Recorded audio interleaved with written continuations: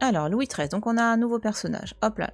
Donc Jules Massier, je m'appelle Jules Massier, né en 1846. Je suis issu d'un milieu aisé et hérite de mes parents d'une solide fortune et d'une bibliothèque de quelques 30 000 volumes. Érudit, amateur d'art, je suis plus philanthrope que collectionneur et fais donc des œuvres que j'achète pour l'éducation artistique de tous. Donc ça, c'est très représentatif en fait du 19e siècle. C'est-à-dire que on a beaucoup de collectionneurs, enfin après lui il se présente comme philanthrope, hein. Donc de collectionneurs qui ensuite ont une démarche philanthropique, le fait de... Enfin on a beaucoup de collections de musées qui viennent comme ça de dons de collectionneurs du 19e, parce que pour eux c'était tout à fait normal que leurs collections, que ce soit de leur vivant ou après leur mort, que ces collections arrivent dans des collections muséales pour éduquer le peuple. Donc il y a une sincère croyance dans le besoin d'éduquer tout le monde, d'éduquer grâce à l'art. Donc ça, c'est vraiment typique de... Enfin, c'est très caractéristique du 19e siècle. Hein. Et parmi tous les musées, les musées en France, vous avez énormément de collectionneurs du 19e qui ont enrichi les collections des musées. Donc merci à eux. Merci beaucoup, parce que très souvent, c'est des pièces exceptionnelles. Enfin, ce sont des pièces qu'ils ont, par exemple, achetées chez des antiquaires, ou des pièces qu'ils ont pu avoir soit par héritage ou autre, et qui ensuite, ils ont eu envie de que ça fasse, que ça constitue une collection pour tout le monde, quoi. Hop. Donc là, on est dans le style Louis XIII. Et alors, donc 16e, 17e, donc transition, donc toujours de la transition, jamais de changement brusque. Hein. Et là, vous voyez, on a encore le principe de décoration, sauf que là, on s'aperçoit que le décor, il occupe vraiment tout l'espace. Ça s'explique en partie parce que les époques précédentes, on avait soit les tapisseries qui permettaient en fait d'empêcher les coups de vent. Enfin, en gros, ça réchauffait pas la pièce, mais ça empêchait que la pièce refroidisse. Donc, on mettait des tapisseries au niveau des surfaces des murs, voilà, pour conserver un peu la chaleur des pièces. Et du coup, décorer en dessous, parfois, ça n'avait pas forcément de sens. Donc ça, vous me direz, c'est pour l'hiver, mais l'été. Alors, pour l'été, on avait notamment des... comment appeler ça des grands panneaux en cuir, enfin des panneaux, des éléments en cuir qui, visuellement, ça pouvait s'apparenter, enfin pas visuellement au niveau des motifs, mais c'était un peu comme une tapisserie en cuir. Et ça, après, c'était plus italien quand même, la tapisserie, voilà, ces éléments de décoration en cuir. Mais on en avait aussi en France, mais du coup, on en a quasiment pas aujourd'hui parce que c'est pas un matériau qui se conserve très très bien. Le cuir peut très bien se conserver, hein. Mais là, en l'occurrence, c'était... Non, c'est pas... Voilà. C'est la manière dont c'était utilisé. On a encore quelques exemples dans certains châteaux, certaines demeures prestigieuses. Mais pour le coup, c'est très rare. Enfin, là, c'est le... Voilà. Donc là, voilà. Là, à cette époque, on a de moins en moins ces éléments-là qui permettent de chauffer, non, voilà, qui permettent de protéger les pièces, les tapisseries. Là, sous Louis XIII, il y a peut-être encore quelques exemples, mais on est plutôt dans une dynamique autre. On est plutôt, voilà, le décor, il va être partout. On va multiplier les éléments de chauffage. On est plus dans cette problématique-là. Et on va faire beaucoup de double portes. Donc ça c'est quelque chose qui va perdurer pendant très longtemps, jusqu'à la fin du 19e, voire le début du 20e pour certaines maisons bourgeoises en province. On a un système de double porte qui permet en fait de conserver la chaleur des pièces. Donc on essaie de faire en fait attention à ça, comment conserver la chaleur dans une pièce. Alors, commençons par la lopiote. Ah non, ce sera pas. Je pense pas que ce soit ne sera pas un lustre. Hop là, donc on va commencer par la table. Normalement, Louis XIII, c'est assez massif. Je l'ai vu au début, je crois. Attends. Ça, c'est Louis XIV. Ça, non. Ouais, là, voilà. Hop. Donc, du Louis XIII. Hop, hop, hop. Hop là. Donc, le Louis XIII. On va avoir... Donc là, c'est pas forcément un meuble qui a ça. Mais on va voir, en fait, donc c'est des pièces qui sont un peu massives quand même. Hein, c'est pas péjoratif, mais c'est voilà, c'est par rapport au siècle suivant, bon, sauf Louis XIV, on va avoir des éléments qui vont essayer de gagner en légèreté visuelle et aussi physique. Mais aussi c'est là ces éléments-là qui relient les pieds qu'on appelle c'est l'entretoise. Donc là, soit ça a la forme d'un H en général. Je réfléchis, est-ce qu'il y a du X aussi? Parfois, on va avoir une forme de X, je crois. En tout cas, là, on a une forme de H, vous pouvez le voir, et parfois, ça peut être torsadé. Donc ça, c'est typique de cette époque-là. Ça me rappelle certains musées, châteaux, ces systèmes de double porte. Ouais, tout à fait. Bah, c'est ça. C'est complètement ça. Donc, quand vous verrez quand les choses seront réouvertes, enfin, les choses iront mieux, tout sera réouvert, on pourra de nouveau aller en musée et tout. Et dans les châteaux, vous verrez, vous pourrez voir qu'on a très très souvent des doubles portes. Touc. Oh, le décor est incroyable. Bâti en chêne, plaquage de bois d'amarante et étain. Donc c'est au cours du XVIIe siècle que les ébénistes, voilà, donc ce que je vous disais un peu plus tôt, donc créent le bureau. Donc apparition du bureau. Ça y est. Meuble entièrement dédié au travail. Auparavant, table ou coffre tenaient lieu de meubles à écrire que l'on protégeait en les recouvrant d'un tapis de bure. Cette étoffe peu coûteuse est à l'origine du mot bureau. Ah, c'est rigolo ça, super intéressant. Les premiers bureaux sont à 8 pieds, tout à fait, c'est vrai aussi, j'avais oublié ça. Reliés 4 à 4 par des entretoises, donc c'est ce que je vous disais là, les éléments qui permettent de relier, supportant des tiroirs superposés et un caisson légèrement en retrait ainsi qu'un grand plateau rectangulaire. Parfois, comme ici, ouais, ça les met au-dessus là. Un petit gradin l'accompagne, ouvrant à tiroirs et caissons, multipliant ainsi les possibilités de rangement. Donc c'est rigolo parce que t'imagines à l'époque donc précédente, toutes leurs affaires, j'imagine qu'ils galéraient pour les ranger, donc ils mettaient ça dans les coffres. Hein. Et là, wow, le champ des possibles, pour eux, ça devait être... J'ai trop de tiroirs, je sais plus quoi en faire. Ah oui, et en termes, voilà, donc comme je vous disais aussi plus tôt, donc on est passé aussi de la menuiserie à l'ébénisterie. Et là, vous voyez, on a en fait un décor, donc on n'est plus sur de la pièce sculptée en bois complètement. Là, on a un bâti en chêne, donc la structure du meuble, le squelette, si on peut dire ça, est en chêne, donc c'est un bois résistant. Mais comme on n'est pas forcément fan du rendu visuel, on va mettre autour un décor, et donc là ce décor c'est du plaquage de bois d'amarante, et on a des incrustations d'étain, donc les éléments là un peu gris, voilà, là c'est des motifs d'étain, donc de métal. Qu'est-ce que je vais vous dire d'autre ? Et donc voilà, les ébénistes, c'est ça.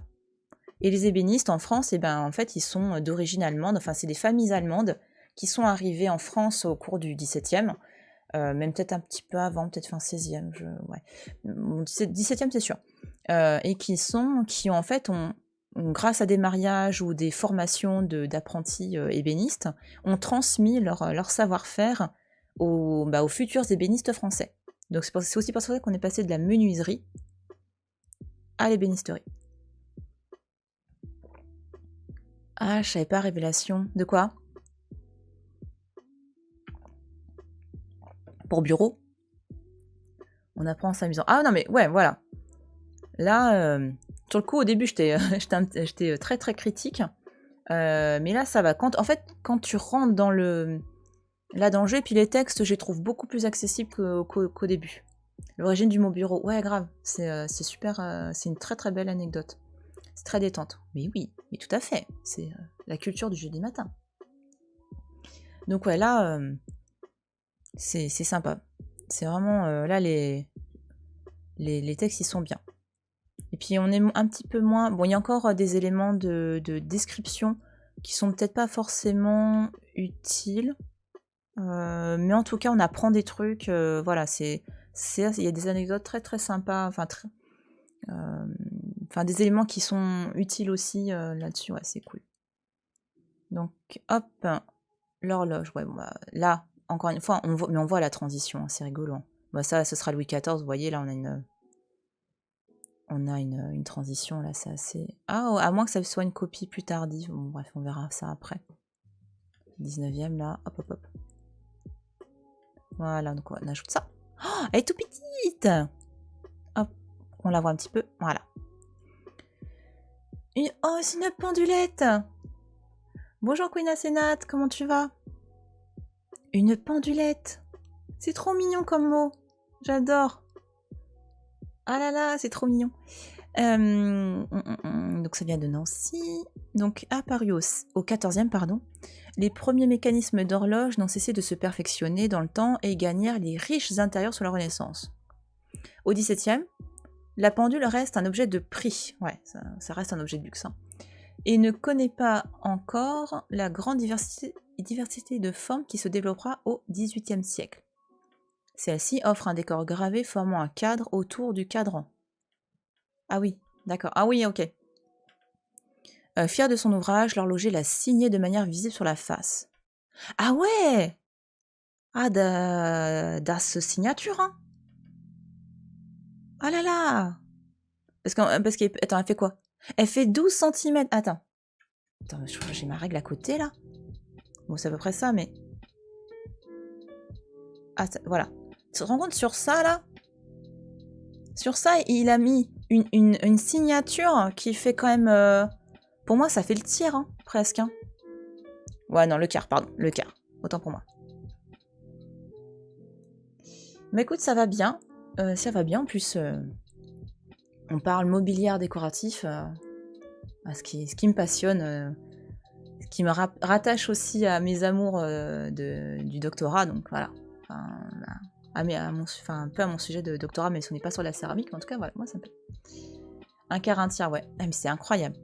Après, ça, c'est aussi très Renaissance. Hein. C'est-à-dire que la signature des productions artistiques, on a quelques exemples avant.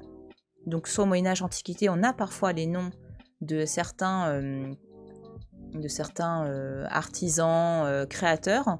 Mais là, à la Renaissance, le grand changement qui s'opère, c'est qu'on a la notion d'artiste qui émerge avec derrière ce qui implique la signature, la reconnaissance.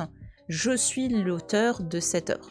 Voilà. Donc l'artiste a besoin de montrer que c'est lui, le père ou la mère de l'œuvre, et donc la personne signe, l'artiste signe. Et puis signer devant, c'est spécial quand même.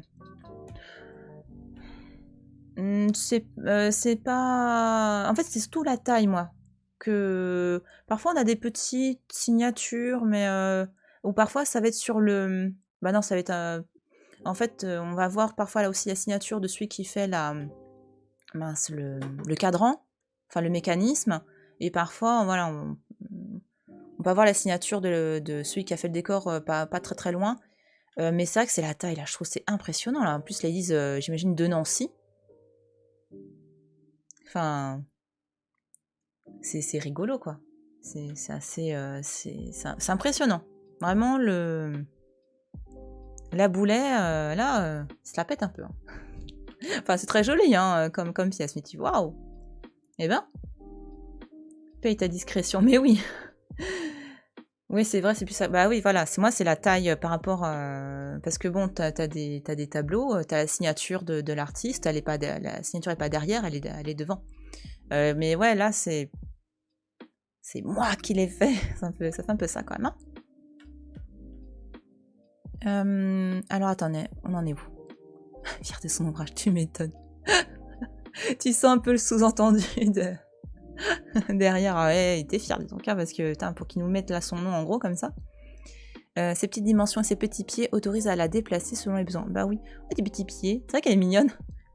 Tu l'imagines bien se déplacer dans un Disney... Enfin, tu l'imagines bien dans un dessin animé Disney, ce truc-là. Cette pendulette. Très mignon comme mot. Alors, ouais. Ouais, j'aurais... Ah, ça, je me demande... Non, à cause de l'élément en marbre, là-haut, c'est plus tardif. Bref. Alors, hop. On va le mettre là. Voilà. Cabinet. C'est moi qui l'ai fait. C'est ça. C'est complètement ça. Alors, c'est un cabinet avec un bâti en résineux. Donc, la partie supérieure, donc voilà, c'est fait avec un arbre, voilà. Pour le bas, c'est du chêne et du résineux. Et pour le reste, c'est de l'acajou ou de l'amarante pour les tiroirs du caisson, plaquage d'ébène. Donc là, c'est les... Ah oui, d'accord. Les tiroirs à l'intérieur, ouais, c'est de l'acajou ou de l'amarante. Et là, on a du plaquage en ébène. Poirier noirci, ivoire teinté. Ouais, l'ébène et le poirier, c'est très, très, très apprécié 17e. Ça, c'est vraiment des bois qu'on aime beaucoup. Donc, on retourne à des bois assez sombres, finalement. Par rapport... En fait, même s'il y a parfois il y a pas de très grands chamboulements d'un point de vue forme ou utilisation de mobilier, quoique là on a quand même l'apparition du bureau, on a quand même un besoin de montrer que c'est différent de l'époque précédente. Et donc ça va être notamment dans les matériaux utilisés, dans les styles. Hein. Alors ce meuble caractéristique du XVIIe siècle français est certes un meuble de rangement, mais avant tout d'apparat, et oui, en raison de ses matériaux. Donc ouais, ça en général le mobilier, ça doit montrer qui tu es. Hein. C'est très très important. Ébène sculpté, gravé, ivoire ondé et teinté à l'imitation des pierres dures. Ces deux vantaux s'ouvrent sur un caisson intérieur qui peut être décoré comme un petit théâtre entouré de plusieurs rangs de petits tiroirs. On y renfermait des bijoux ou de menus objets précieux. Donc oui, les cabinets, donc, effectivement, ça peut être des bijoux, ça peut être aussi des petites collections, ça peut, enfin voilà, vraiment des petits objets qu'on collectionne, aussi la numismatique, enfin ça peut être vraiment, on peut mettre de tout hein, dans les cabinets. La lumière. Donc là, ouais, voilà. Là, c'est le fameux bras anxiogène. Tiens, je te le mets là. Pic. J'ai du mal avec ce truc. Hein. Cet objet. Mais c'est le choix nickel. Hein. Le musée des arts décoratifs, là, il fallait choisir ça parce qu'il est étonnant. C'est une pièce on ne peut plus étonnante. Regardez-moi ça, ce bras de lumière. C'est incroyable, hein. Ah, moi, t'imagines, sans faire gaffe, tu cognes ta tête là-dedans, tu te retournes, tu vois un bras comme ça, mais quelle horreur. Ça te fait flipper. Donc noyer sculpté, peint et doré, fer. Donc le noyer aussi, donc il est, c'est parce qu'il y a des bois qui sont utilisés pour certaines choses qu'on vire les autres bois. C'est juste que le noyer sculpté, il est plus tendre en fait à sculpter. Enfin, un sculpteur sur bois évidemment en parlerait beaucoup beaucoup mieux que moi, mais il y a des bois qui sont plus simples à travailler que d'autres. Et le noyer, il a ce côté tendre apparemment qui est plus simple et tu peux faire du coup des choses un peu plus détaillées quoi, comme les vêtements, les visages. Enfin, c'est plus simple. Du coup, voilà. Donc ça a une utilité. Le qualificatif de bras de lumière, tu m'étonnes, prend toute sa signification. Grave. Avec ce modèle qui figure deux avant-bras, droit et gauche. Ah là là, t'imagines, en plus, ah là, quelle horreur. T'imagines, ouais, tu te retrouves là et t'as ça. Alors, comme son nom l'indique, il est destiné selon sa forme à recevoir une ou plusieurs bougies et il est fixé au mur, le plus souvent de part et d'autre de la cheminée. D'accord. Avec les lustres, candélabres et flambeaux, ils assuraient l'éclairage de la pièce. Ouais, il y avait plein. Enfin, en gros, il y avait ça. Donc, du coup, hop. On va le mettre là. Donc, évidemment, on a des grandes fenêtres. Hein, donc, les grandes fenêtres sont très, très utiles pour, évidemment, éclairer. Mais quand tu augmentes la taille des fenêtres, tu augmentes potentiellement aussi le froid qui rentre. Parce que le double vitrage, ça n'existe pas. Hein. Pas encore, du moins. Et du coup, notamment, parfois, soit quand on ferme ou soit quand il fait nuit, il faut éclairer ces espaces qui sont très très très très grands et donc évidemment on va multiplier les différents éléments pour s'éclairer. Et le but n'est pas uniquement d'éclairer, le but est aussi de créer des ambiances. Parce qu'on est très très attentif à tout ça. C'est vraiment, notamment, imaginons voilà, un repas avec plein de gens sur une table et tout. On va créer une atmosphère avec les chandeliers, les flambeaux, etc. Et ça, pour amplifier un petit peu ces effets-là, on va mettre sur la table notamment des éléments qui vont refléter la lumière. Mais pas refléter violemment, hein, mais qui vont créer une ambiance. Enfin voilà, là-dessus c'est très très important à l'époque de créer ces ambiances-là.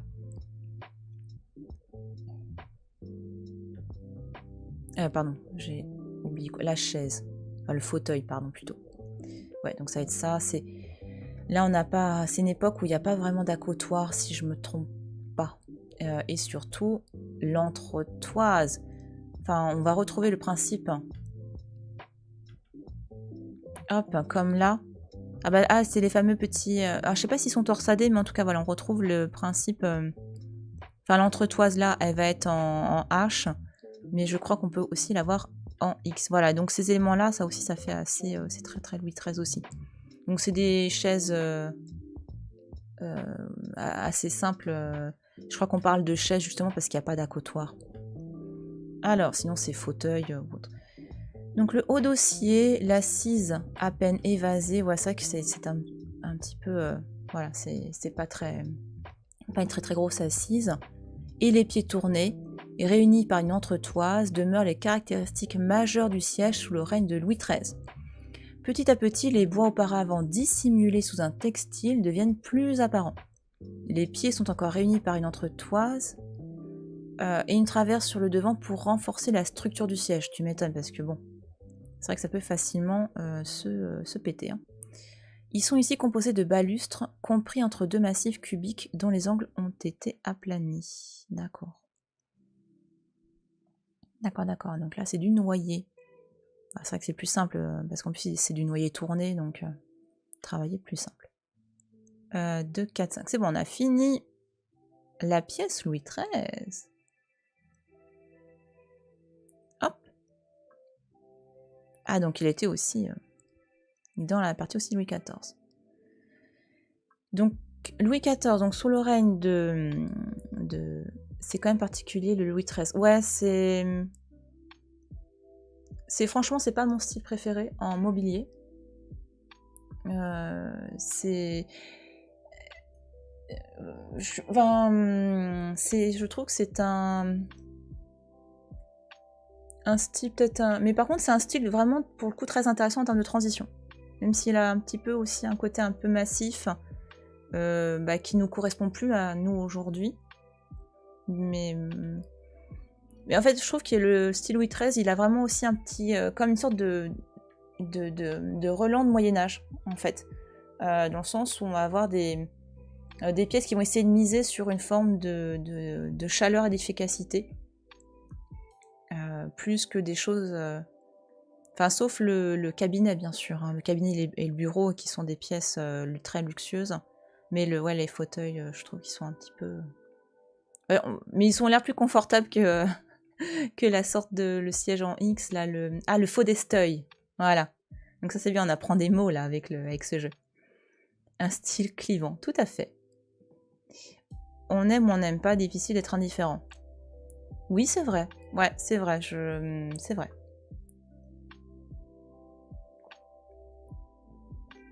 Donc, règne de Louis XIV. Un règne long. Donc voilà, donc on est sur une période... Donc Louis XIV décède en 1715. C'est un règne long, avec un mobilier qui va être très...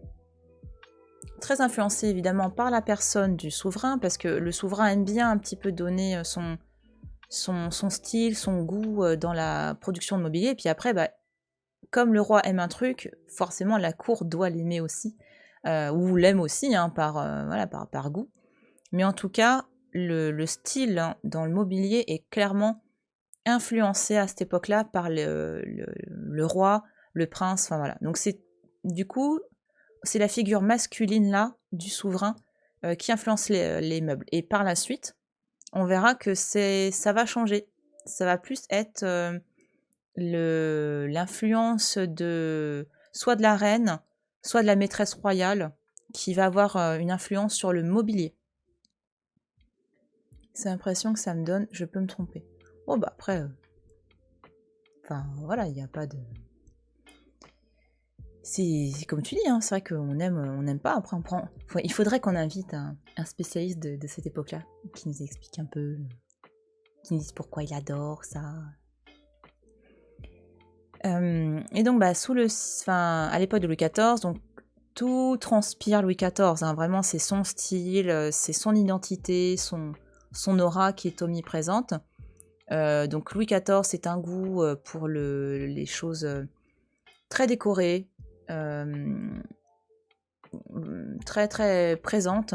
Le mobilier, il est massif, il a ce côté extrêmement imposant. Donc c'est des structures vraiment fortes, hein, vraiment puissantes. Pour certaines personnes, c'est surchargé, c'est beaucoup trop, enfin visuellement parlant. Mais en tout cas, voilà, il y a un goût du décor, il y a un goût du motif qui est omniprésent. Rien que là, vous voyez sur les murs, ça se retrouve, hein, notamment dans les pièces des demeures, des grandes demeures, où lorsque vous allez à Versailles, on sent vraiment même s'il y a eu des modifications après, évidemment, mais en tout cas, il y a ce besoin du décor et des éléments luxueux. Enfin, pour le coup, Louis XIV, il incarne le faste et le luxe par excellence, hein. Et là, bah voilà, c'est ce que je vous disais plutôt par rapport aux cheminées. Donc la cheminée est plus petite, enfin l'âtre est un peu plus petit, et même au-dessus, ça prend moins de place, hein, par rapport aux grandes architectures, enfin aux grandes cheminées sculptées de la Renaissance. Il y a un souci d'économie de place, on va dire. Mais c'est surtout de place vraiment... en gros, l'idée, c'est que ça se avance pas trop, que ça reste au plus près du mur. Et là, on a les miroirs qui se développent au-dessus des cheminées.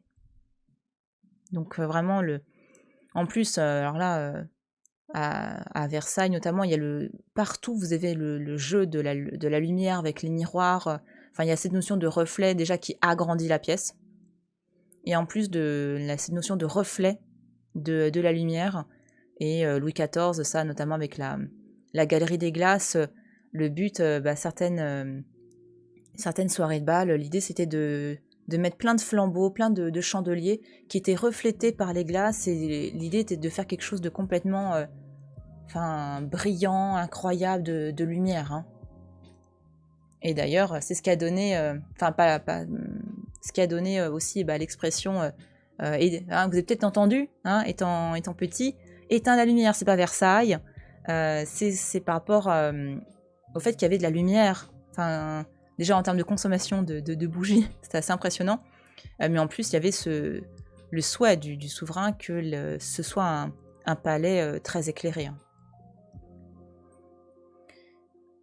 Alors, le temps. Ouais, donc là, on va avoir... Mais viens là. Ah oui, non, faut mettre plus. J'oublie à chaque fois. Donc là, on va avoir... Alors, souvent, la cheminée sert aussi... Donc, on a le miroir. Et on va mettre... Là, on laisse pas vide, hein. On met des trucs en général, hein, à partir Enfin, non, déjà avant, mais ça va s'amplifier. On va mettre toujours des trucs sur la cheminée. Et parmi les objets, donc, on a ce type d'horloge qu'on peut aussi appeler cartel sur socle. C'est un autre nom. Et là, l'élément de référence, l'ébéniste de référence, c'est Boulle, hein. Lorsqu'on voit là, voilà. Hop. Bon, là, c'est pas de Boulle, hein, mais la référence visuelle de style, je veux dire. De technique, de marqueterie. Très, très représentatif de Boulle. Enfin, moi, c'est ce que je vois là, par rapport à mon écran. Donc, ce côté un peu rouge avec incrustation de différents motifs, ce jeu, voilà, de marqueterie de différents motifs. Donc Boulle, c'en est fait un spécialiste, c'est pas lui qui l'a créé, mais en tout cas, il a adoré en faire, il a poussé un degré de maîtrise assez impressionnant. Donc, cette pendule, donc avec le règne de Louis XIV, la pendule entre plus largement dans les intérieurs de l'aristocratie. C'est un objet de luxe, et les boîtes accueillant les mécanismes adoptent le plus souvent une structure architecturale comme celle-ci. 4 colonnes à chapiteaux corinthiens la cantonnent et soutiennent un entablement sur lequel repose une toiture en dôme. Une marqueterie d'étain et d'écailles teintée en rouge la recouvre, soulignée par des encadrements de bois d'ébène auxquels s'ajoute le bronze doré. 2 aiguilles marquent les heures et les minutes. Le dôme dissimule le timbre qui assure la sonnerie des heures. D'accord, donc c'est là-dedans ce que ça fait. Ding. Ah oui, on le devine là. Je pense que c'est ça. Donc voilà, là vous voyez vraiment ce goût du motif qui est très présent. Hein. Enfin, vous me direz, c'est à l'époque avant, on avait déjà ça avec le, notamment c'était le bureau. Je sais plus, attends. C'était quelle pièce déjà? Là, pardon. Là. Donc avec ce bureau, voilà. Donc on a déjà beaucoup de motifs. Hein. Ça pourrait faire penser sans problème au goût du motif sous Louis XIV. La lopiote, ouais. Alors là, bon là c'est quand c'est très compliqué là de dire tiens ça se ressemble beaucoup là, hein. Notamment celui-là et celui-ci. Alors, hop. Donc ce petit chandelier, on va le mettre ici. Hop. Bras de lumière. Donc là, heureusement, ça pue la forme d'un bras qui fait peur. Donc bronze doré ou argent massif sont les 2 matériaux de prédilection sous le règne de Louis XIV pour la réalisation des bras de lumière. À cette période, le bras de lumière comporte en général un seul binet, donc l'élément là, qui correspond à la partie cylindrique dans laquelle est placée la bougie. Le binet est lui-même placé sur une bobèche, partie circulaire. Ah, c'est là, oui, pardon, la bobèche, c'est là. J'en étais où? Partie circulaire dessinée, bah oui, c'est pour recevoir la cire. Parce que t'imagines quand la cire elle tombe sur le parquet, c'est pas bien. Plus simple ça, puis ça risque moins de mettre le feu. Hein. Plusieurs bras de lumière pouvaient être accrochés par paires sur les murs d'une pièce, participant à son éclairage, mais également au décor de celle-ci.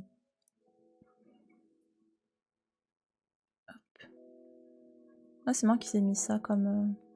Parce que ça fait petit élément que tu mets un ottoman pour mettre... Ça fait penser aux ottomans, c'est des petits éléments comme ça où tu mets tes pieds devant le feu.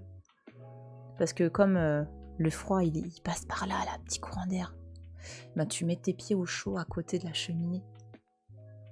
Comme les gardes de sable, tout à fait. Tabouret.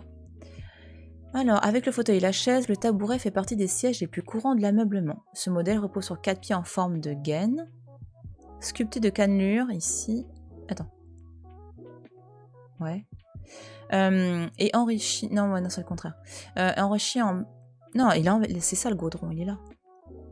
Bref, pour plus de solidité, les pieds sont réunis en partie basse par des traverses. Ouais, c'est vraiment... Donc, ça permet de décorer, donc c'est très bien. Mais il y a vraiment une fonction de soutien de la chaise, du fauteuil ou du tabouret. Hein.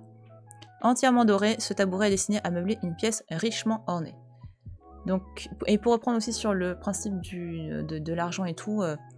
Donc c'est des pièces, le métal effectivement, il y a une époque, Louis XIV avait un mobilier en argent qui était incroyable, mais qu'il a fait fondre pour financer une guerre, et en remplacement, il a refait le même mobilier mais en bois doré.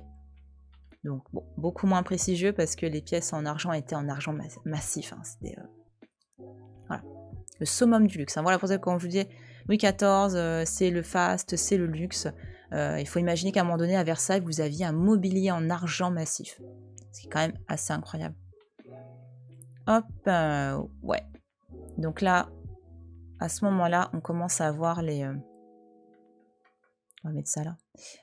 Les éléments, les plaques là en pierre dure, en marbre.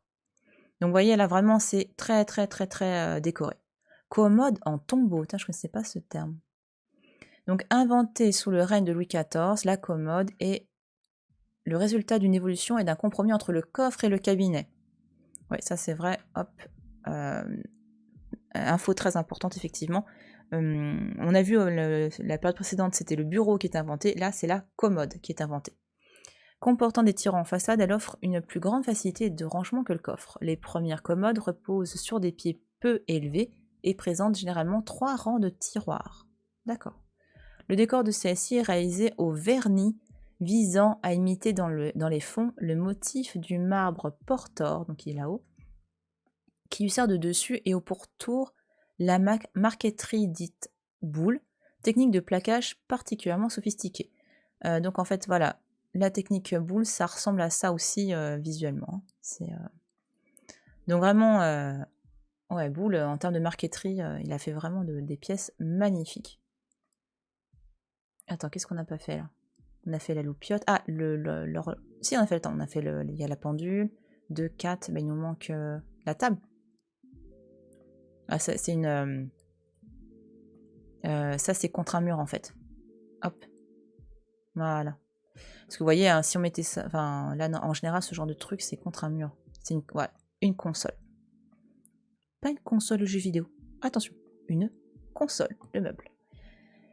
Alors, donc la console est un meuble conçu pour accompagner le décor de la pièce à laquelle elle est destinée. Donc c'est vrai qu'au final, ça sert plus de présentoir à objet qu'à autre chose. Hein. Elle est généralement dessinée par l'architecte et confiée aux soins du menuisier. Donc ouais, là justement, on a, donc, parce qu'on a des ébénistes qui font de la marqueterie, mais les menuisiers, donc il y en a encore, et ils font, voilà. Donc là, on a un travail de chaîne sculptée et ensuite doré. J'en étais où? Le dessus de marbre qui l'accompagne en épouse les formes et correspond par sa qualité au marbre employé pour la cheminée, que l'on retrouve aussi sur les autres meubles de la pièce afin de constituer une unité du décor. On pose sur la console pendule, vase, flambeau, candélabre ou tout objet de décoration. Donc ça sert quand même aussi pour aider à illuminer la pièce. Donc celle-ci est constituée de 3 pieds reliés par une entretoise, qui ici, et offre un décor composé d'un masque féminin. Ah, là, c'est ça. Placé sur un lambrequin encadré de rinceaux. Ouais. Un riche décor mosaïqué orne les fonds caractéristiques des années 1700. Hop. 2, 4, 5. C'est bon, on a fini Louis XIV. Bisous. Régence. Hop.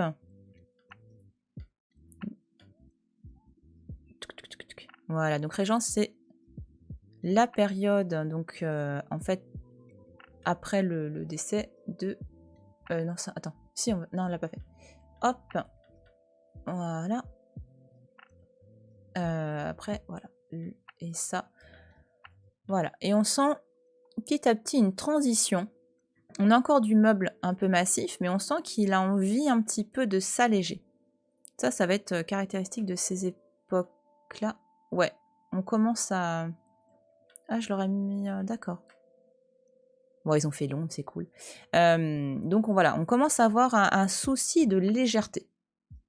Là-dessus, pour le coup, ça devient important voilà, d'avoir voilà, de faire attention à ça, parce que bon, la cour, elle se fixe, mais parfois, elle bouge encore un peu. Et aussi, comme je vous disais, on va avoir petit à petit, donc peut-être pas encore sous la Régence, mais en tout cas, les femmes vont commencer à prendre un rôle certain dans la confection, en gros dans le style en fait.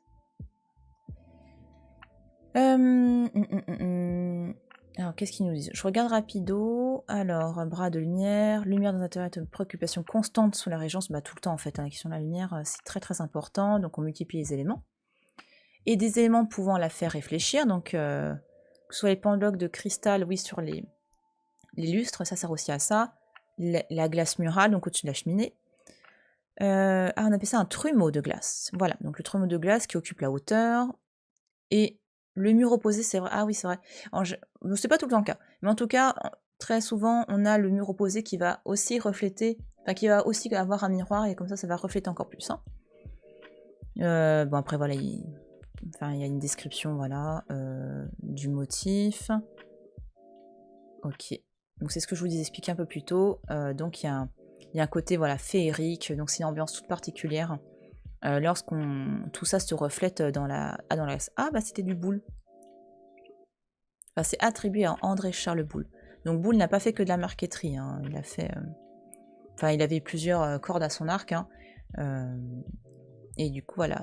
Enfin, lui ou son atelier, peu importe. Hop, il a également fait des chandeliers. Hop. Cartel sur console. Donc le cartel est une horloge fixée au mur. Bon, parfois on a des cartels sur socle aussi, on sait pas. Il remplace la pendule en marqueterie de métal et d'écaille à la forme plus massive qui reposait sur une console murale. L'art du bronzé se développe beaucoup, ça c'est clair. Les thèmes du décor, donc purement ornemental. Après évidemment, pourquoi aussi on prend du métal, que ce soit du métal type argent ou imitation de matériaux précieux, par exemple de la dorure, voilà, tout ça, c'est que ça contribue à refléter cette lumière. Hop. Elle a l'air très jolie cette table. Table de carrosse. Le bureau plat prend sa forme à la fin du règne de Louis XV. Donc ça dérive du bureau à 8 pieds et 3. Oui, là, voilà. Là, on a moins de pieds. Souvent marqueterie d'écaille métal, en usage au siècle précédent. Donc la solidité du bâti a permis d'éliminer l'entretoise. Donc là, on a un bâti plus solide. Et du coup, on n'a plus besoin de l'entretoise, on n'a plus besoin d'autant de pieds. Donc ça, c'est sous... Ah d'accord, et ce sera 4 sous Louis XV. Caisson de tiroir moins imposant, ferme ta clé afin d'assurer le rangement sécurisé des papiers les plus précieux. Ah oui, c'est très important ça, parce qu'il y a beaucoup de problèmes d'espionnage. Donc du coup, il faut bien verrouiller, il faut bien mettre les papiers importants sous clé. Placé au centre de la pièce, le bureau offrait la possibilité de travailler en vis-à-vis avec son propre secrétaire. Alors du coup, c'est bon, on est au centre de la pièce. Qu'est-ce qui nous manque Ah bah du coup, hop, c'est en face, non? Non, ça c'est une commode. Hop, donc le fauteuil, voilà. Sous Louis XIV, c'est des assises très imposantes. Ah, c'est marrant en termes d'échelle. C'est-à-dire qu'il doit être tout petit ce truc-là? Ouais, 75 cm. C'est marrant, hein, des fois, quand on a l'impression que des trucs vont être très très imposants. Et donc voilà, donc les chaises, là, on a un souci de confort, mais aussi de pouvoir s'asseoir avec les vêtements qui prennent de la place. Hein. C'est moi où les portes sont plus grandes. Par rapport à l'époque précédente, oui, c'est possible parce que oui, ça fait partie effectivement du... ce sera par contre après, ce sera plus le cas, mais effectivement au XVIIe, XVIIIe, les portes sont très grandes. Donc ouais, tout à fait, bonne remarque. Donc voilà, il faut s'asseoir sur ça. Parce qu'on a des robes très imposantes, même les hommes, hein, ils ont des tenues imposantes en fait, hein, donc vaut mieux avoir de l'espace, enfin une très belle assise pour s'installer. Hein. En plus, là on sent qu'ils pensent au confort, hein, par rapport aux époques précédentes en effet. Ouais. Donc avec son dossier légèrement incliné vers l'arrière, son assise plus basse et le recul des supports d'accotoir. Oh là là, tu sens que t'es bien là. Tu sens que là, après avoir mangé ta raclette, là, tu te poses et tu bouges plus. Témoigne par sa recherche de confort du nouvel art de vivre prôné sous la Régence. Les lignes courbes, la plus grande part accordée au bois et le travail raffiné du sculpteur, annoncent le style rocaille qui aura tant de succès dans les arts décoratifs sous le règne de Louis XV. Donc c'est vrai que le motif ornemental était très important sous Louis XIV. La rocaille aussi, enfin le style, et encore bon, en général le style rocaille est plus forcément très utilisé. Mais en tout cas, il y a vraiment aussi ce souci du motif qui est très très important. Le fauteuil post-raclette, je valide. Bah oui, là tu sens que là tu peux faire ta sieste, hein, sans problème. Et hop, on l'a vu la commode. Ah non. Ah c'était pour ranger les chaussettes et les slips. Donc, c'est un meuble à tiroir pour le rangement du linge, placé dans la chambre à coucher, accompagné d'encoignures, donc des petits meubles à qui vont à côté, et placé dans les angles de la pièce. La quantité de tiroirs est variable. Et sur celle-ci, donc les 6 poignées induisent en erreur car elles correspondent à 2 petits tiroirs sous le marbre et 2 grands tiroirs. Ah oui, d'accord. Oui, mais c'est parce qu'on aime la symétrie. On n'aime pas que les choses soient complètement... Enfin, après, si, on aimerait... Ah, il y a encore sous les 14 parfois. Non, si, c'est le principe de symétrie qui compte. Après, au style postérieur, parfois on aime bien mettre un petit peu de surprise dans les effets et pas forcément que tout soit symétrique. Mais là, on est encore sur le principe de symétrie. Il fallait mettre que visuellement ça fasse harmonieux, enfin harmonieux dans le sens que ça se ressemble, quoi. Enfin, les arêtes, les pieds et le dessus de la commode sont ainsi protégés des chocs et dégradations éventuelles. Tout à fait. Alors, ces éléments-là, ça, là, c'est très très pratique. C'est joli, c'est magnifique. Mais ça sert aussi effectivement à protéger le meuble. Voilà, donc c'est une double utilité. Hop. Louis XV. Donc on voit, hein, il y a encore un goût pour le motif. Sauf que là, on voit, on a des décors plus... Enfin, le rocaille aussi, il y a ce côté plus pas naturel dans le sens que de la nature, mais plutôt les formes naturelles, les courbes. Voilà, on aime bien les choses qui donnent du rythme. On n'est pas forcément sur des éléments très, très rigides, si on peut dire ça comme ça, ou très linéaires. Alors, ah, là, on commence à voir de la... Touc. On va la mettre là. Voilà, là, on a commencé à avoir de la comtoise, là. Hop. Là aussi, hein, le confort, il a... Oh là, là, tu le vois bien, là. À quel point... Oh là, tu mets là, à côté de la cheminée, là. Donc, soit tes chevilles prennent feu, là, soit t'es bien. Voilà. Et vive le stuc, surtout. Oui, complètement. Le stuc, donc, ce mélange de... Donc en fonction des époques, donc ça peut être un mélange de plâtre ou de poudre de marbre, ça fait une sorte de... Enfin non, pas de plâtre justement. C'est un mélange de poudre de marbre ou d'autres matières comme ça, réduit en poudre, qui se travaille un peu comme du plâtre. Et qui peut être peint, doré. Et donc ça permet de faire de la sculpture très facilement et rapidement. Donc là, par exemple, imaginons, là on a peut-être un décor de stuc ici, en forme de palmier. Alors... Ouais, hop, celui-ci. Ouais, ça c'est très 18e, ça se... Hop, élément motif, là. Attends. Non, ça c'est 19e. Ouais, le goût de l'Orient.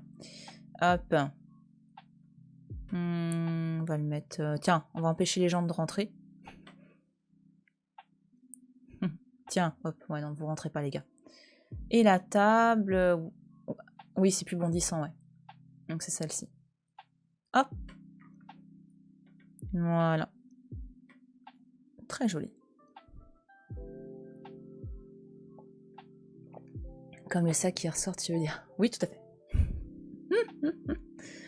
Tout à fait.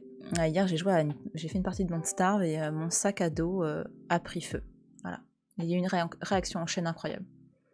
C'est pas très respectueux des normes incendies de bloquer les issues. Bon, d'accord. Ah. Voilà. Ça te va, là? Tiens, regarde. On fout là. Ok, on le met là, voilà. Voilà. Bah tiens, on commence par ça. Donc là, on voit qu'il y a un motif... là, c'est plus oriental. Ça doit pas être chinois, là. Donc, mais en tout cas, il y avait à la fois des motifs chinois, japonais ou orientaux. On a encore à cette époque-là, bon, ça va rester longtemps, hein, ce goût-là de la plaque de marbre. Encore les motifs dorés qui protègent. Sauf que là, vous voyez, c'est un peu plus... c'est des meubles bondissants. Ils sont un peu plus légers. Et aussi, donc la technique... Alors, soit ça peut être du vrai motif... imaginons un petit coffre oriental ou extrême oriental. On le casse en plusieurs morceaux. Enfin, on le démembre. Voilà.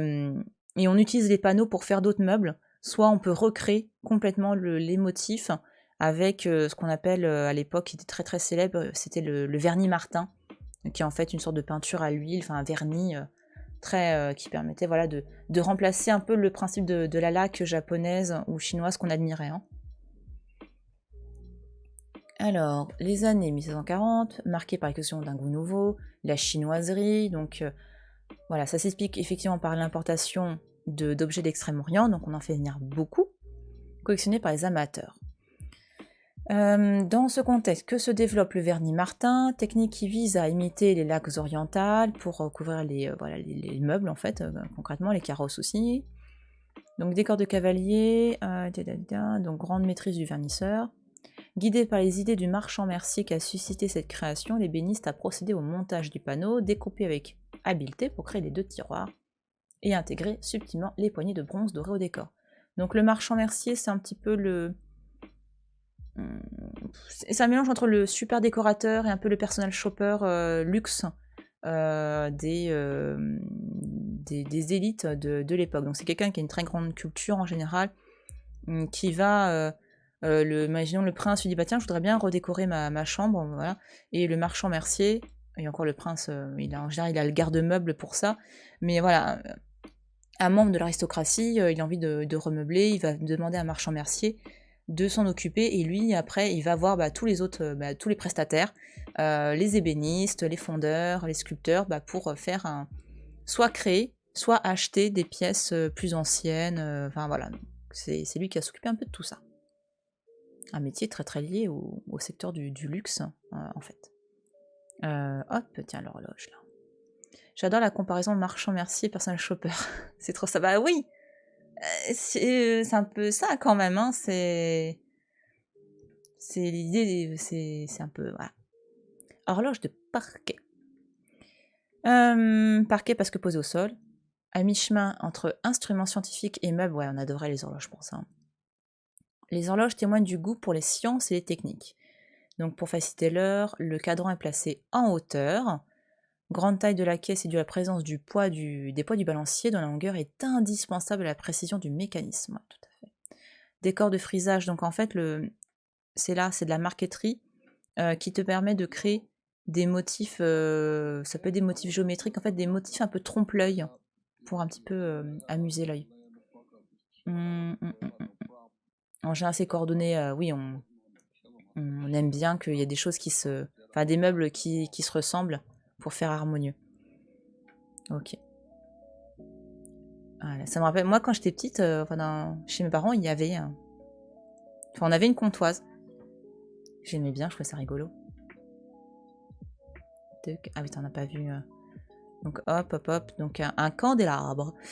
Donc là, voilà, le côté rocaille, c'est ça. C'est ce côté très... très ondulé, très aussi végétal, hein, parce qu'il y a aussi des références à la nature et des motifs bucoliques, des petits motifs champêtres. En gros, c'est léger, c'est pas super intellectualisé, c'est à ailleurs serait plus, ça peut être un peu philosophique dans le sens profiter un peu de la vie, ces choses-là. Mais il y a quand même, voilà, c'est un peu plus, voilà, loin des préoccupations. On est vraiment dans l'appréciation de la chose. Quasi, j'ai pas méditatif, mais vraiment, ouais, allez, on profite des bienfaits de la nature, de la beauté de la nature pour créer des belles choses. Bon, ça c'est ce qu'on a vu, ça s'harmonise, source d'éclairage, flambeau, très mobile, donc ça on a vu ça un peu au fur et à mesure. Bon voilà, par contre, ce que ça apporte là en plus, c'est de dire que ça peut être des petites œuvres d'art à part entière, hein. Donc on sort du flambeau classique pour avoir des sculptures. Et parfois c'est composite, parce que là c'est de la porcelaine, ouais. Voilà, donc là notamment on a un travail de bronze, et on a encastré ces petites figurines en porcelaine de Meissen, donc porcelaine allemande, qui fait du coup un objet unique. Hop. Bureau à la Bourgogne. Ah ouais, il y a plein de noms de bureaux. Je trouve ça incroyable. Alors, donc fermé, c'est un meuble qui s'apparente à un simple bureau plat dont la ceinture serait pourvue de tiroirs ouvrants par des poignées de bronze doré. Gna gna gna. Ah d'accord, donc le à la Bourgogne, c'est parce que c'est Euben, l'ébéniste, qui l'a créé pour le futur Louis XVI, qui était le duc de Bourgogne.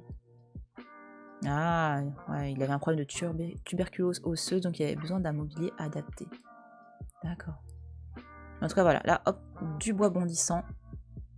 Caractéristique de cette époque aussi. Hein. Hop. Transition. Donc là, on est avant le règne. Hein. Je vais y arriver. De Louis XVI. Hop. Hop. Voilà. Ah ouais, d'accord. Oui, bah oui, si. C'est si je confonds avec le Louis XVI. Hop. Ah, grande assise. Hein. Touc. Non, là après. Ouais, j'ai l'impression que c'est quasiment. Ah non, c'est pas tout à fait dans l'ordre. Bah non. Toc. Toc. Ah oui, là. Parce que. On a encore. On a ce côté bondissant, mais on renoue un peu avec des formes un peu simples, au volume simple en fait.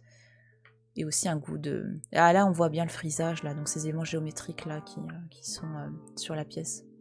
Qu'est-ce que j'ai oublié? La table peut-être. Ah oui, putain, je reste très bondissant celui-là aussi. Donc... Alors, qu'est-ce qu'ils nous disent de beau que je regarde vite fait?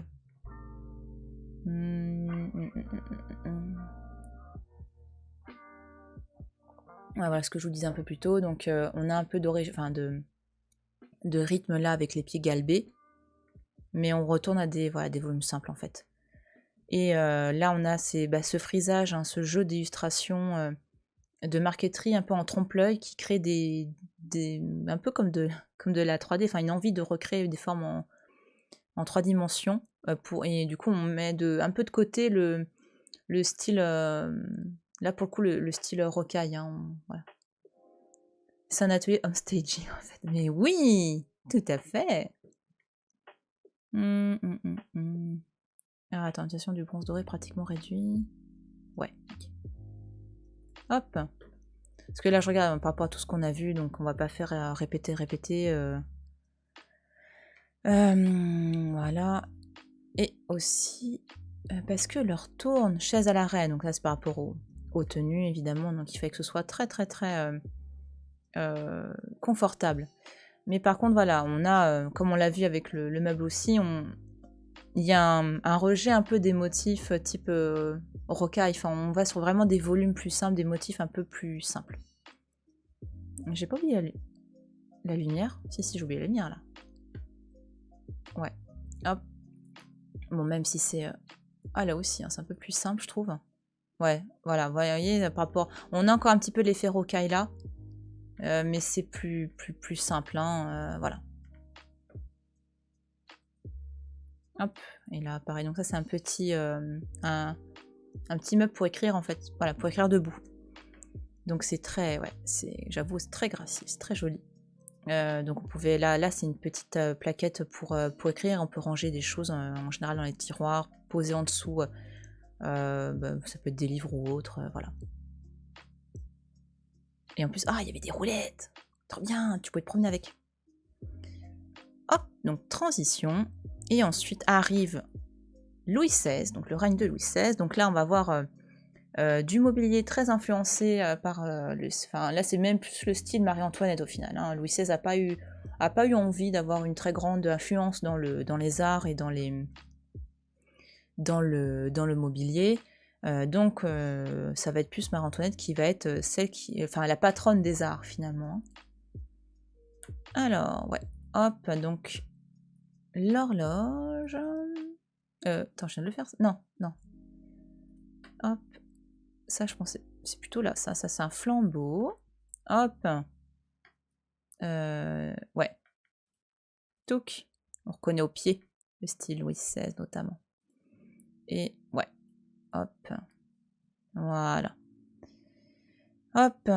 Ça, c'est un style de meuble bureau cylindre qui est apparu sous Louis XV, donc au règne durant le règne précédent. Mais l'aspect Louis XVI se reconnaît notamment par les pieds. Malgré son amour pour la serrurerie étonnant. Bah oui, parce que lui, ce qui l'intéressait, c'est plutôt la technique des choses. Enfin, et aussi, c'était quelqu'un qui était passionné par l'horlogerie. mais c'est vraiment le côté technique des choses. C'était un spécialiste vraiment de ça. Mais la notion d'art, c'était pas ce qui l'intéressait le plus. Ah, donc un secrétaire en cylindre. Donc en fait voilà, vous avez un bureau qui est plat et là par-dessus, donc c'est un élément cylindrique, enfin en gros ça s'ouvre, ça se referme, donc ça se ferme à clé évidemment pour éviter que l'on vienne fouiller vos affaires. Très très pratique, hein. Voilà, donc en général c'est vrai que le secrétaire à cylindre c'est plus un meuble qu'on retrouvait dans les bibliothèques, enfin c'est voilà, c'est un outil de travail en fait. Un esprit technique plus qu'esthétique, tout à fait, c'est complètement ça. Hop, donc le candélabre, donc oui, par paire en général, donc rien de... Ouais, donc rien de bien nouveau par rapport au pendu et la mignonne. Donc on a plein de... Au 18e, on adore ces scènes, enfin ces petits personnages qu'on retrouve sur la table, sur les meubles, enfin le côté porcelaine qui sert à décorer, enfin les petites scénettes. Très très apprécié à ce moment-là. Donc bon, sauf que là, bon, c'est du marbre. Mais on a aussi en porcelaine plein de petits sujets comme ça, autour de l'amour, des motifs champêtres. Ouais. Vous pas vos les bougies. Ah, il y a des joueurs de haut là. Alors, commode. Donc là, ça, ce genre de pied, c'est typique Louis XVI. Un peu, on appelle ça des pieds en forme de parapluie. Ouais, rien de... Pied peu élevé, ok. Voilà, donc c'est surtout les pieds. Qu'on retrouve d'ailleurs ici. Je vous remontre rapido, voilà. Ce genre de pieds qui partent un peu comme ça, c'est typique de Louis XVI. Hop, hop, hop, mais en tout cas, globalement, entre le Moyen-Âge et la fin du 18e, là, on voit finalement beaucoup de choses qui sont... qu'on retrouve, donc la cheminée avec éléments décoratifs, le souci de préserver le chaud, mais en même temps d'avoir quand même de la lumière, donc des grandes préoccupations de ces époques-là. Hop. Et au 19e, on va retrouver un petit peu... ça va continuer aussi. Mais ouais. Alors, désolé pour la référence obscure. Bah non. Bah non, moi je connais. Vous pas et c'est vous pas prendre bougie. Ah ah. Le personnage d'Ambro qui dit ça. Enfin, l'ennemi qui dit ça d'Ambro. Alors, là on arrive donc encore une fois à transition. Donc la Révolution française donc implique évidemment des changements dans la société, mais d'un point de vue évolution des pièces, des décors, on a des petites modifications, mais il n'y a pas de changements brutaux hein, d'une époque à une autre. Alors par exemple, attends, ah bah oui, attends. Non, ça c'est après, ça c'est Empire, pardon. C'est ça. Donc voilà, donc là on a, hop, tout début du 19e, ce type d'horloge, pendule squelette. Donc en gros, vous voyez, il n'y a pas d'éléments décoratifs autour. Alors le goût pour les pendules, complexité du mécanisme. Ouais, voilà, donc là ce qui intéresse c'est le mécanisme, hein, donc d'où le squelette. Très dépouillé. Elle marque les heures, mais également les jours de la semaine, les phases et les âges de la lune, ainsi que le signe des planètes. Oh, ça ouais, ça au 18e, on adore ces trucs-là. Et ça continue un peu au 19e. Attends. Oui, j'hésitais avec... Ah bah oui. Et en même temps, ouais, pour moi, le directoire consulat avec l'Empire, ça se ressemble beaucoup. Enfin, ça se ressemble beaucoup. Je les confonds. Voilà. Sauf que on a, voilà, un goût aussi pour l'antique. Là, on retrouve la chaise curule à la romaine, là. On retrouve ça. Non, ça c'est... Ah ouais? Ah, c'est drôle. D'accord. Alors là, pourquoi celui-là...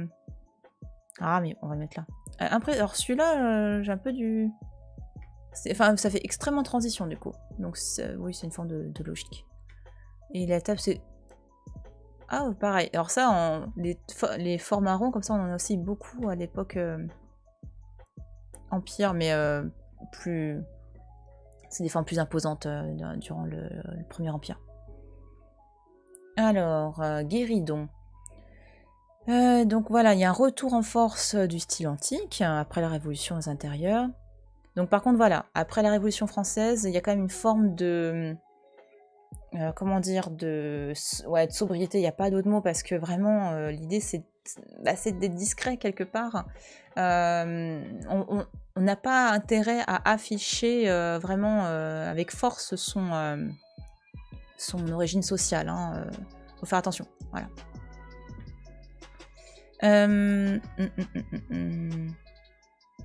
D'accord, donc décoration. J'ai eu peur d'éternuer.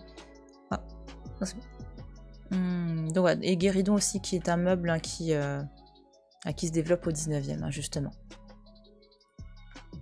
Hop. Voilà, donc le fauteuil curule. Donc, antiquité encore, ce goût de l'antique qui est extrêmement présent. Reprise en symétrie, antiquité. Bon, voilà. Donc en gros, voilà. Cette influence de l'antiquité qui est très très importante. Et là, on peut se permettre de retrouver des fauteuils un peu plus... comment dire, serrés. Parce qu'on n'a plus les robes incroyablement imposantes. On est sur des vêtements qui sont près du corps, qui prennent pas beaucoup de place. Donc on peut se permettre d'avoir des sièges, des fauteuils comme ça. Il n'y a pas de problème. Hop, qu'est-ce qu'ils nous disent?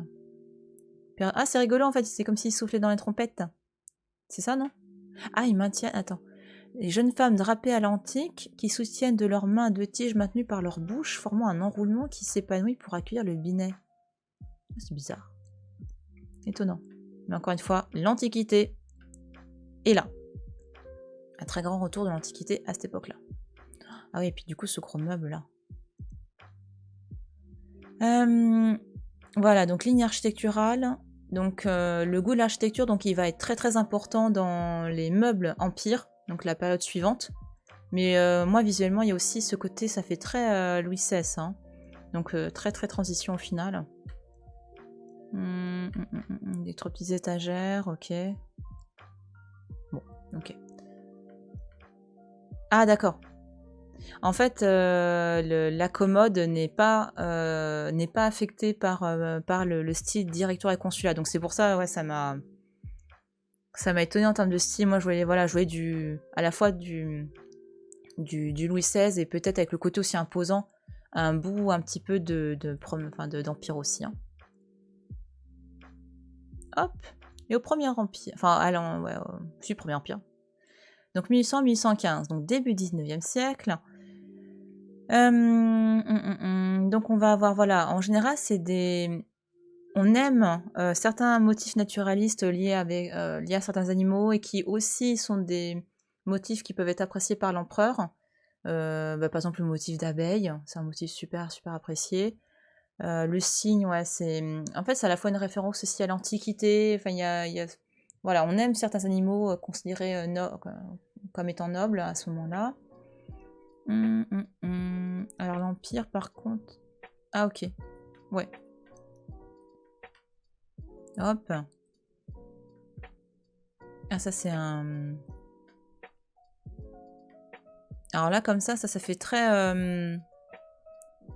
table de nuit, sauf qu'à l'époque, on appelait ça un somnos. Ça fait très ça, je trouve, ça. On va le mettre là. Bah non, c'est ce que je viens de faire, je suis bête. Ah ouais. Putain, il fait pas du tout imposant. Ah ben c'est une table pour écrire, je pense. D'accord, parce qu'en général, c'est plus imposant quand même. Alors 2, 4, 5, il me manque la lumière. Ah mais ça se ressemble tellement d'une époque à une autre parfois. Oh là, ils sont gros là. Du coup, c'est des 1 mètre. On va les mettre... Tiens, hop là. Hop. Voilà, comme ça. Donc, Premier Empire, règne de Napoléon Ier.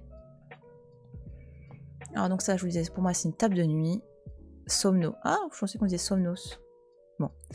Donc somno, signifiant pour le sommeil en latin, est un meuble nouvellement apparu. Ouais, c'est vrai que ça apparaît à ce moment-là. durant l'Empire. Donc c'est une petite table de nuit. Ah, ou de chevet aussi, d'accord. Donc il est plaqué en acajou. Et en fait, derrière, voilà, il y a 2 étagères pour le pot de chambre. Application d'ornement. Ah, style Empire.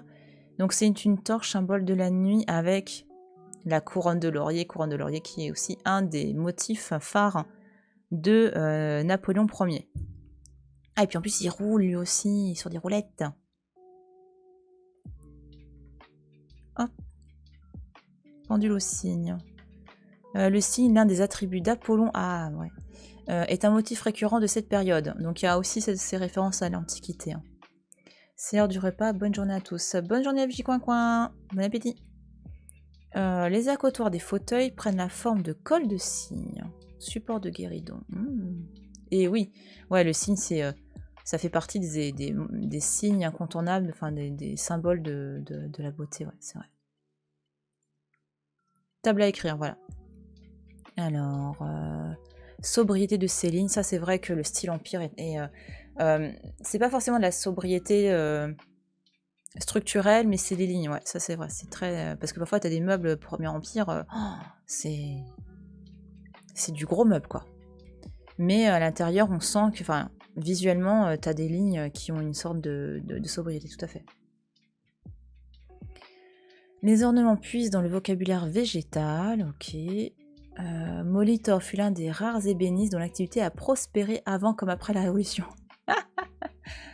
Ah, c'est rigolo ça, je connaissais pas Molitor. Je ne connaissais pas. Hop. Et puis là, ouais, Mars et Minerve. Donc des références, hein, là, Mars et Minerve, les dieux de la guerre.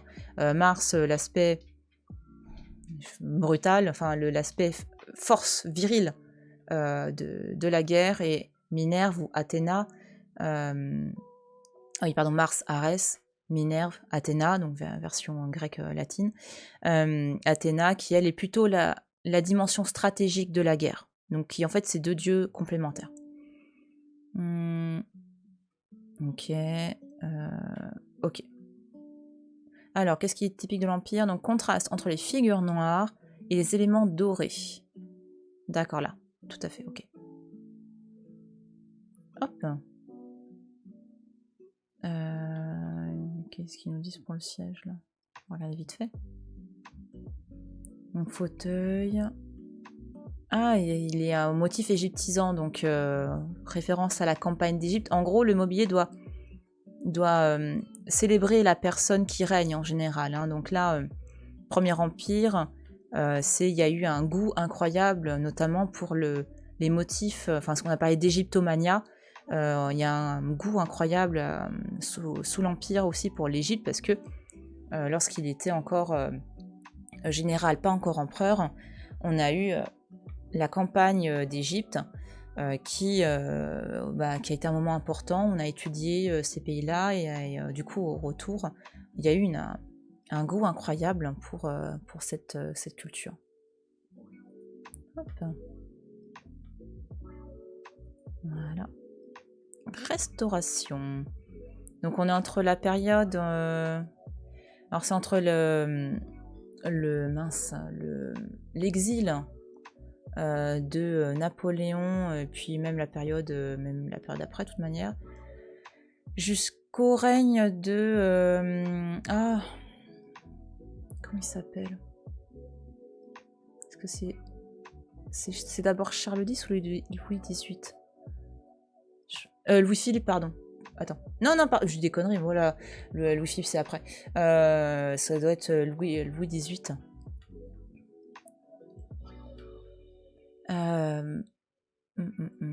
Hop, allez, viens. Allez, viens. Hop.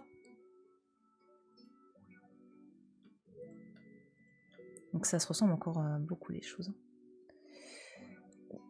Oui, voilà, c'est ça. Louis XVIII d'abord, puis Charles X. Donc tous les deux étant les frères de Louis XVI. Donc donc en fait, c'est l'époque où on retourne finalement après le Premier Empire, à une monarchie constitutionnelle. Et donc en fait, c'est le retour des rois pendant un temps. Finalement, attends, toi, hop, t'es... Mais non, toi, pas attends. Hop. Voilà. Hop. Qu'est-ce qui nous manque? La chaise peut-être. Hop. Ouais, et sous... alors c'est plus sous Charles X, de mémoire, on aime bien le mobilier clair avec incrustation de bois plus sombre, ou le contraire. Sombre avec incrustation de bois clair. Mais tout, ça fait presque tout... Enfin, pour moi, c'est plus Charles X qu'autre chose. Mais non, ah non, même pas. Alors, là, par contre, on a l'armoire à glace. Donc l'armoire à glace, là c'est une nouvelle, hein, on n'en avait pas avant. Et en fait, ça, l'idée c'est que... Ah, d'accord, la psyché était... D'accord. Donc en fait la psyché c'est les armoires... les armoires. C'est la glace seule en fait. On utilise... c'est encore utilisé aujourd'hui, hein, de toute manière. Il y a encore des personnes qui utilisent... Enfin, ça existe encore. Voilà. Et du coup, l'armoire à glace, ça va, voilà, on a une glace et en plus on peut mettre des choses à l'intérieur, donc il y a un souci de gain de place par rapport au psyché qui est finalement qu'un miroir. Voilà, ornement bronze, répertoire néoclassique. Ouais, okay.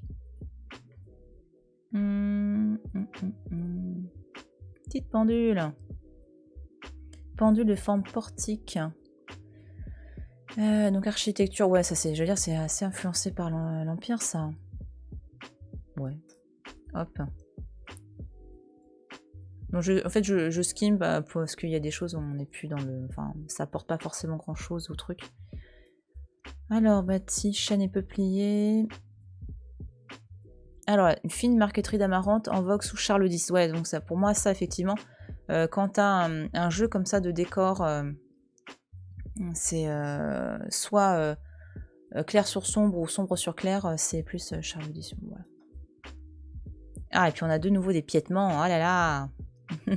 C'est le retour du piétement. Fauteuil gondole. Fauteuil golant, gondole. C'est bon, ça fait un peu style... ça fait penser un peu à du bambou comme ça, avec les éléments fermes. Enfin, petits éléments. Ok. Mais en tout cas, là, on est vraiment sur un souci de légèreté aussi. Hein. De plus en plus. Là-dessus, c'est très très très important. Hop.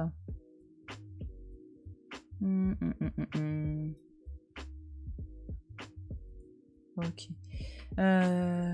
Hop. Donc, je finirai avec cette pièce. Parce qu'après, comme je vous disais, je donne un cours après, il faut que je fasse attention. Donc là, on est 1130-1148, époque voilà, du règne de Louis-Philippe, roi des Français. Plus roi de France, enfin, on est plus... Enfin, vous me direz, c'était déjà... Enfin, lui, il a vraiment insisté sur ça, sur cet aspect-là. Parce que Louis XVIII et Charles X, surtout Charles X, ils ont... Enfin, Charles X a pris des décisions qui ont été assez... Enfin, qui ont été complètement populaires. Ce qui a amené notamment une forme de révolte qui l'a forcé à abdiquer, en fait. Et Louis-Philippe, donc lui, vraiment, s'il a pu s'installer sur le trône, c'était vraiment en mettant en avant cet aspect roi des Français. Hein. C'est vraiment... Bon, par contre, lui, pareil, il va prendre différentes décisions qui seront très très très mal vécues, c'est logique, par le peuple, vraiment des mesures de censure, d'oppression, qui font que lui aussi devra partir, en fait, du trône. Ça me rappelle mes cours d'histoire, mais en plus dynamique. Ouais, après, plus léger aussi. Hein, j'ai là-dessus, je donne le minimum, on va dire un peu syndical. Et il y a probablement des raccourcis que je fais qui sont... peut-être qu'un prof d'histoire s'arracherait des cheveux de la tête. Et donc là, sous Louis-Philippe, donc on est le style romantique, il se développe beaucoup. Sabine Padlou, passeuse de savoir. Tu veux dire que je suis une sorte de Jamie? Moi, je veux bien. Ça me fait plaisir. Ouais. Donc le style romantique, ça va être aussi en lien à ce moment-là avec un goût important pour le Moyen Âge. C'est un goût qui revient vraiment en force et du coup on a des motifs un peu partout dans le mobilier, la pendule, dans les tableaux, on a ce goût à la fois pour la nature, les éléments de la nature, mais aussi pour l'histoire. On est vraiment sur une réflexion de l'homme face à la nature, de l'homme face à son histoire. Il y a une notion de nostalgie en fait. Donc on rêve, c'est un peu passéiste, du coup, dans le sens où on rêve à une époque un peu perdue, qui incarnait quelque chose de très fort, de puissant. Enfin, derrière tout ça, en fait, on a quand même quelque chose de très, très national, voire pour certains nationalistes, une sorte de regret d'un âge perdu qui a incarné la France, voilà. Donc ça dépend des personnes, hein, la manière dont ils analysaient la chose. Mais en tout cas, voilà, il y avait un goût pour le Moyen-Âge, ça c'est... Moyen-Âge et Renaissance, il y avait les deux, en fait. Style à cathédrale, ouais, en fait, voilà, c'est ce qu'on appelle le néo-gothique. Donc, typologie des pendules, très très souvent anonyme, et très très... Ouais, c'est vrai qu'on en a partout, dans les intérieurs, dans les... Et là, donc, nouveauté, juste avant, donc, on voyait des demeures prestigieuses, des demeures de princes, de rois. Là, on va commencer à s'intéresser à des demeures de la nouvelle élite qui se développe après la... Enfin, c'est une élite qui commençait à être présente au cours du Moyen-Âge, mais après la Révolution française, la bourgeoisie triomphe en fait. Hein, voilà, donc elle a joué d'ailleurs un rôle dans la Révolution française, la bourgeoisie hein, de l'époque. Mais en tout cas, après la Révolution française, elle devient la catégorie sociale montante et très puissante. Donc on a vraiment... et puis ça va même donner la haute bourgeoisie d'affaires. Enfin voilà, c'est une catégorie sociale montante très importante. Voilà. Et donc, comme ils ont besoin un petit peu aussi de montrer qui ils sont, de montrer la qualité de leurs intérieurs, leurs valeurs, leur richesse aussi, hein, c'est très ostentatoire. Donc on a en plus pas mal on a beaucoup de production d'objets en fait.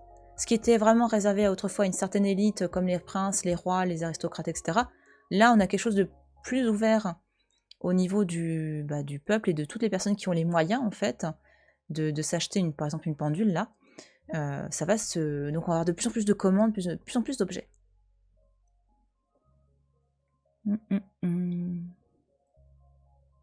Hop, la lumière. Ah bah ça aussi, hein. Vous voyez, ça fait très médiéval en fait. Enfin, on renoue avec ça, vraiment. Enfin, dans tous les éléments du mobilier. Très sombre, ça. Très joli. C'est joli, ça. J'aime bien le... Je trouve que c'est une belle synthèse de plusieurs styles. Non, ça, c'est... Hop. Ah, c'est marrant, on dirait on dirait une pieuvre. C'est rigolo. Ouais, alors là, pareil, néo-gothique. Hop, hop, hop. Hein. Avec un style... Renaissance, hein. Là on retrouve le principe du Louis XIII, là, un peu, hein. Un mélange de tout ça. Donc une synthèse. Alors, le guéridon. Ah ouais, voilà, allure tentaculaire, non, c'est vrai, on dirait une pieuvre, c'est incroyable. En acajou.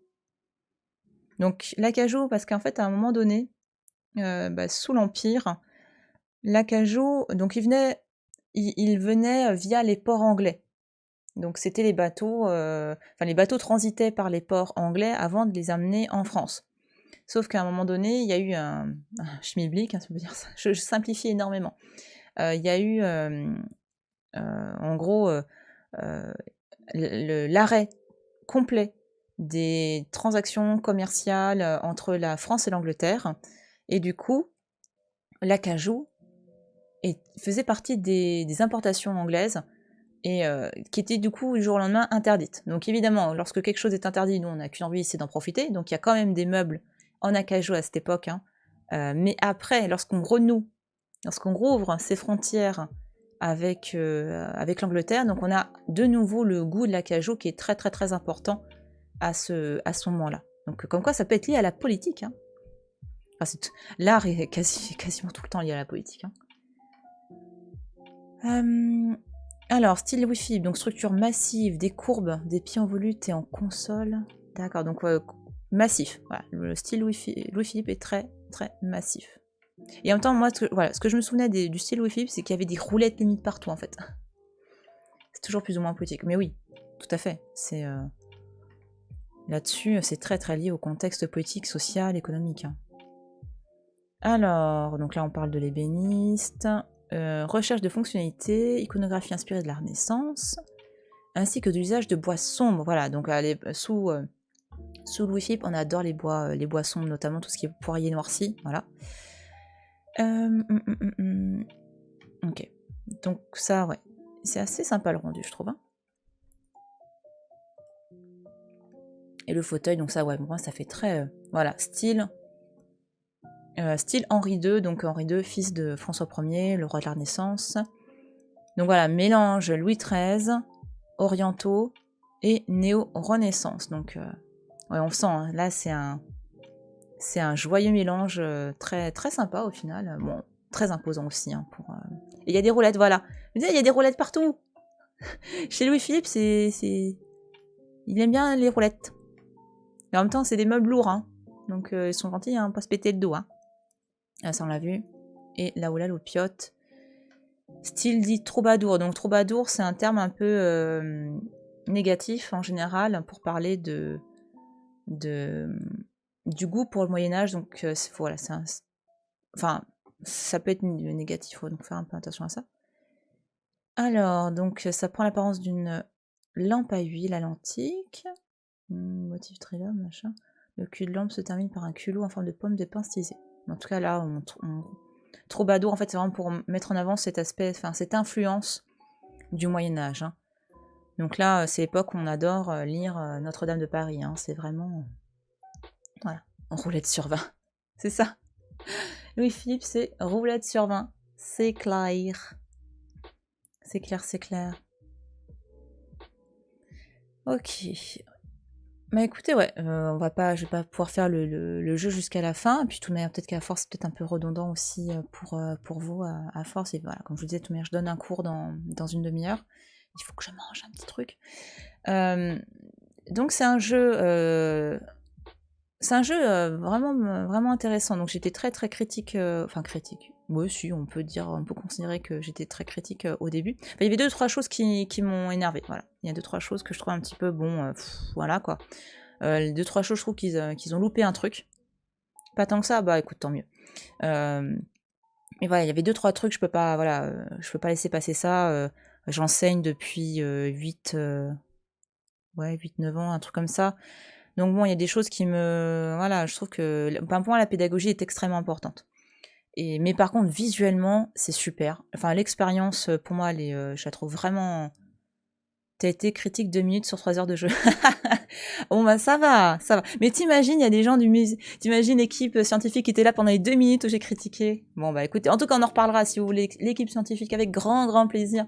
Mais en tout cas, visuellement, je trouve que c'est chouette. Vraiment, moi, j'adore quand il y a un mélange comme ça, une appréhension de l'espace. Et c'est aussi pour se rendre compte de la taille du mobilier, parce qu'à un moment donné, enfin, il y avait des pièces, mais moi, mais non, c'est plus petit, ils sont plantés dans l'échelle, mais non. Et ça, pour se rendre compte de la taille du mobilier, c'est génial. Ça, les dessins, ils sont cool. C'est des belles pièces qu'ils ont choisies. Et non, franchement, ouais, c'est un jeu sympathique. T'apprends des trucs. Après, il y a des textes, mais comme il y a plusieurs mains qui écrivent les textes, parfois, bon, bah, on a... Et ça, bon, c'est une richesse aussi, hein, d'avoir plusieurs mains. Mais il y a des fois, il y a des personnes, mon sens, sont peut-être pas habituées à transmettre à un public qui ne s'y connaît pas forcément. Après, on est en mode expert, mais on a vu que le mode expert et amateur, c'est les mêmes textes. Donc là, vers la fin, c'est les premiers textes que j'ai trouvé un petit peu durs.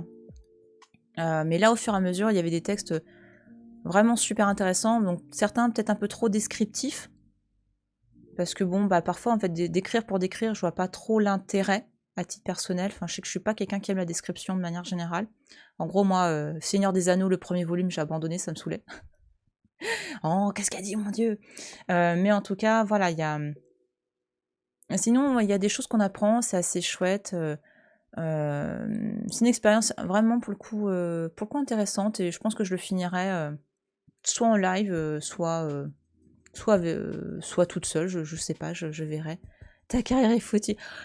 Non. Ouais, c'est bien présenté visuellement, je suis d'accord. Ouais. Et puis bon, désolé, mais les de tout temps, l'homme a de la part d'un musée, c'est un peu étonnant en effet. Il y a de quoi se poser des questions légitimes. Bah, même si en effet, on est sur de la vulgarisation. Oui, mais justement, le piège de la vulgarisation, c'est de pas prendre les gens pour des cons, en fait. Et alors, je dis pas qu'ils ont voulu prendre les gens pour des cons, c'est pas du tout ça. C'est juste que tu as des formulations qui sont aujourd'hui tellement, tellement usées qu'on est dans le. Aujourd'hui, on se moque en fait de ces formulations-là. Et du coup, bah, comme on. Enfin, c'est chiant quoi, au bout d'un moment certaines formulations et c'est pas cool pour les personnes qui se disent oh, allez encore de tout temps machin, ouais ok. Enfin, la vulgarisation voilà ne doit pas être facilité non plus. Enfin, faut apprendre des trucs et c'est là la complexité de ça. C'est comment tu peux rendre des connaissances accessibles sans prendre voilà sans prendre les gens un peu pour des bénets quoi. Oui, on n'est pas obligé de niveler par le bas. Voilà. C'est juste, l'idée, c'est aussi pour ça que moi j'ai envie d'être présente sur Twitch et autres et d'enseigner autrement. T'es pas, voilà, t'es pas obligé d'avoir un discours extrêmement pompeux avec des mots extrêmement savants pour expliquer les choses. Tu peux expliquer des choses compliquées, euh, mais sans pour autant utiliser uniquement un jargon trop simple ou, ou une manière de t'exprimer trop simpliste. Tu peux apprendre plein de choses aux gens, mais sans pour autant voilà, utiliser un discours scientifique ou chiant. Quoi. Je suis désolée, mais au bout d'un moment, je me rappelle pendant mon doctorat, j'en avais marre des mots qui étaient chiants. Quoi. Enfin, certains mots sont insupportables. Ah ouais, ouais, non, ouais. Élise, au début, regarde ouais, le replay. C'est vrai que tu verras au début, tu as deux, trois trucs, tu fais ah ouais, c'est. Soit c'était trop compliqué, soit c'était un peu trop mièvre, je sais pas trop. Mais c'est pas simple. Ça, c'est clair que c'est un. Et c'est pour ça que ces métiers se sont développés, tout ce qui est métier notamment autour de la médiation culturelle, les personnes qui sont chargées des relations publiques, enfin, avec le public et tout. C'est parce que lorsque tu es vraiment concentré dans l'aspect scientifique des choses, bah, parfois, bah, tu sais plus parce que c'est pas ton cœur de métier et tu es concentré sur autre chose, donc tu n'es plus vraiment sur l'aspect transmission pédagogique efficace. Et c'est devenu vraiment un métier à part entière, hein, ça, tout ce qui est l'ingénierie pédagogique. Hein, c'est pas un truc comme ça que aujourd'hui que tu peux faire au doigt mouillé. Hein. Il faut faire super attention. Non, bon. Donc voilà.